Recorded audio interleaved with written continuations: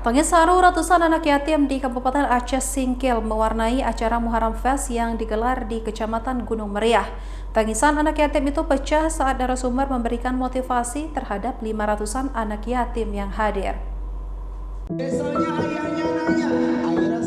Beginilah suasana Muharram Fest yang digelar di Langgeng Jaya, Kecamatan Gunung Meriah, Kabupaten Aceh Singkil. Kegiatan ini digagas oleh beberapa komunitas di Kabupaten Aceh Singkil dan menghadirkan pemateri dari Yayasan Abulia Tamah.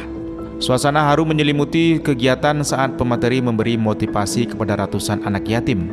Tangisan ratusan anak yatim itu terlihat pecah saat mengingat dan mendoakan almarhum ayah mereka. Tangisan demi tangisan anak yatim itu kembali menggema saat motivator mempersilahkan anak-anak itu memeluk ibu mereka.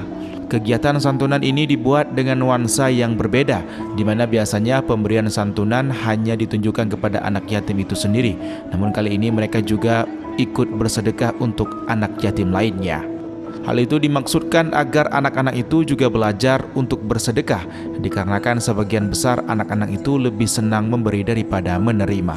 Santunan anak yatim ini agak sedikit berbeda dari santunan biasanya.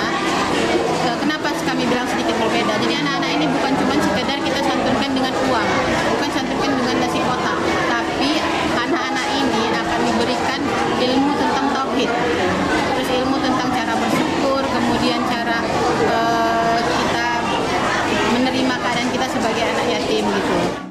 Pada akhir kegiatan, sejumlah orang diberi selempang dan dinobatkan sebagai bapak dan ibu anak yatim.